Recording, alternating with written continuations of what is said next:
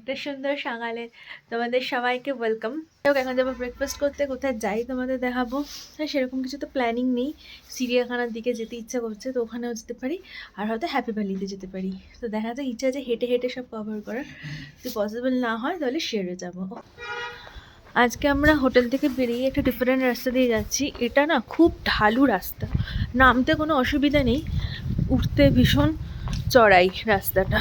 তো এইটা না খুব শর্টকাট কেভেন্টার্সের দিকে যাওয়ার জন্য, বেশিক্ষণ লাগেও না। এখান দিয়ে এই নেমেই ট্যাক্সি স্ট্যান্ডটা পড়বে, আর একটুখানি গিয়ে কেভেন্টার্সের রাস্তাটা পাওয়া যাবে। মহাকাল হোটেল, রেস্টুরেন্ট এইগুলো সব আছে। তো এই সাইড পুরো ক্লাউডি, প্রচণ্ড ঢালু রাস্তা।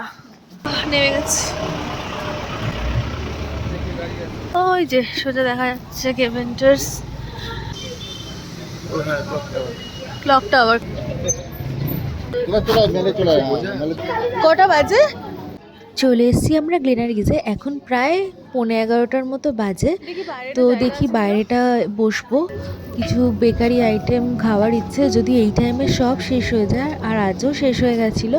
তো কিছু অর্ডার দেবো, খাওয়া দাওয়া করে আমরা বেরিয়ে যাবো। সেরকম তো কোনো কাজ নেই, বাস একটা লেজি ডেই কাটাবো আজকে দার্জিলিংয়ে। এখান থেকে নিয়ে নিলাম আমার পছন্দের পাইনঅ্যাপেল পেস্ট্রি, যেটা অ্যাভেলেবেল ছিল, আর একটা চিকেন প্যাটিস। আর অর্ডার দেওয়া হয়েছিল একটা চিকেন লার্জ স্যান্ডউইচ, সেটাও এসে গেছে, একটা চা আর একটা হট চকলেট। এখান থেকে বেরোতে বেরোতে হয়ে গেছিল প্রায় 12টা।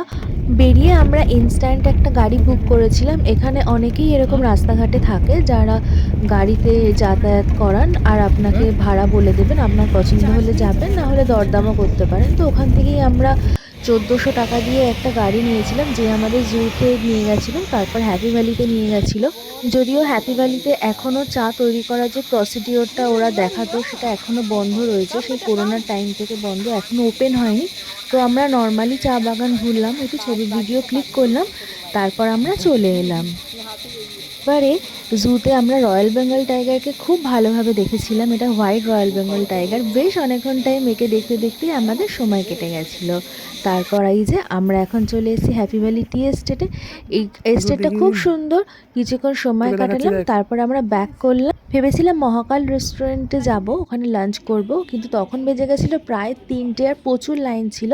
তো আমরা সামনেই মহাকাল থেকে একটু এগিয়ে এসে পদ্মা বলে একটু রেস্টুরেন্ট আছে, ওখান থেকে আমরা নিয়েছিলাম ফিশ থালি। খুব ভালো খাবার দাবার, এখানে প্রথমবার খেলাম। অ্যাম্বিয়েন্সটাও ভালো, পরিষ্কার পরিচ্ছন্ন, ভিউটাও খুব সুন্দর।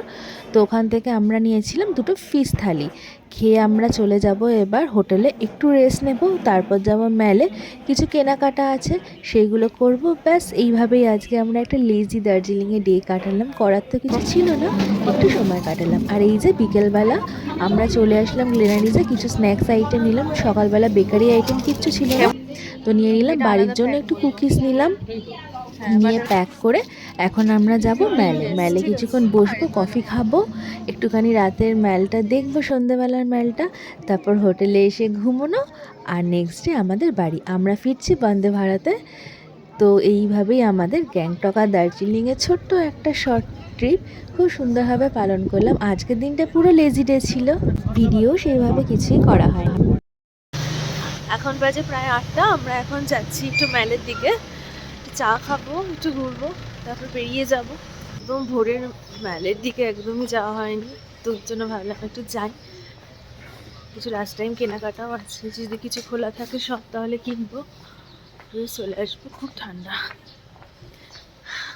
সকাল প্রায় 8টা বাজে, দোকান সবই বন্ধ, কিছু বেকারি আইটেমের দোকানই খোলা ছিল। ওখান থেকে কিছু বিস্কিট কেক কিনলাম, তারপর আমরা এখন চলে যাব রুমে, লাগেজ নিয়ে বেরিয়ে পড়বো। আর সবাই এখন স্কুলে যাচ্ছে, চলুন বেরিয়ে যাই।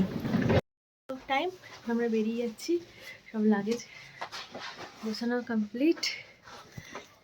ভিউ আজকেও পুরো ওয়েদার ক্লাউডি, পুরোপুরি নো ভিউ।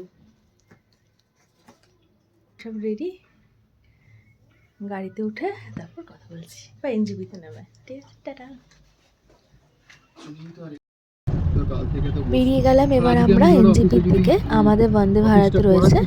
তো আমরা কিন্তু এবারে ইয়াত্রা সাথী থেকে গাড়ি বুক করেছি। গাড়ি পাচ্ছিলাম না বা রেট অনেকে বেশি বলছিল, সময় মতো ঠিকঠাক বুঝতে পারছিলাম না। তো আমরা ইয়াত্রা সাথী বুক করি আর আমাদের নিয়েছিল ৩,২০০ টাকা। আপনারা কিন্তু ইয়াত্রা সাথীতে বুক করতে পারেন। আমরা দেখলাম প্রচুর অ্যাভেলেবেল। আমরা এর আগের দিনকে মানে লাস্ট নাইট আমরা চেক করেছিলাম গাড়ি অ্যাভেলেবেল কিনা, তো দেখলাম হ্যাঁ গাড়ি অ্যাভেলেবেল। আজকে একটু রিস্কই নিয়েছিলাম, যদি আমরা ২-৩ জনের সাথে কথা বলে রেখেছিলাম, আমরা যদি ফোন করতাম তাহলে গাড়ি পাঠিয়ে দিত, কিন্তু সেখানে ভাড়া ওই ৪, ৪.৫ এরকম বলছিল। তো আমরা যেই গাড়িটা যাত্রী সাথী থেকে বুক করলাম সেটা নিল ৩,২০০ টাকা। যাওয়ার পথে বাতাসিয়া লুপের অপোজিটে একটা দোকানে দাঁড়িয়েছিলাম, একটু চা পাতা নেওয়ার ছিল যেটা মিস হয়ে গেছিলো, তো ওটা নিলাম। এবারে তো আর বাতাসিয়া লুপে যাইনি, তো বাইরে থেকেই দেখে নিলাম।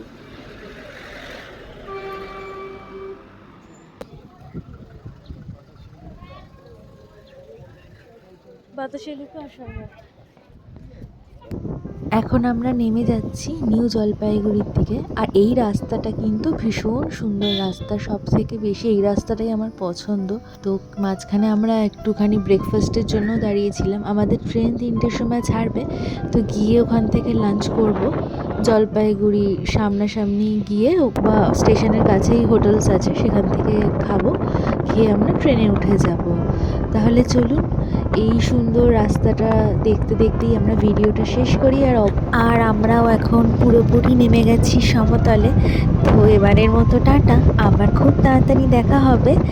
আর আশা করিও আপনাদের ভিডিওগুলি সবার ভালো লেগেছে। যদি ভালো লাগে তাহলে অবশ্যই সাবস্ক্রাইব করে পাশে থাকবেন, জানাবেন কেমন লাগলো। সবাই ভালো থাকবেন, সুস্থ থাকবেন, and always stay with love. Thanks for watching.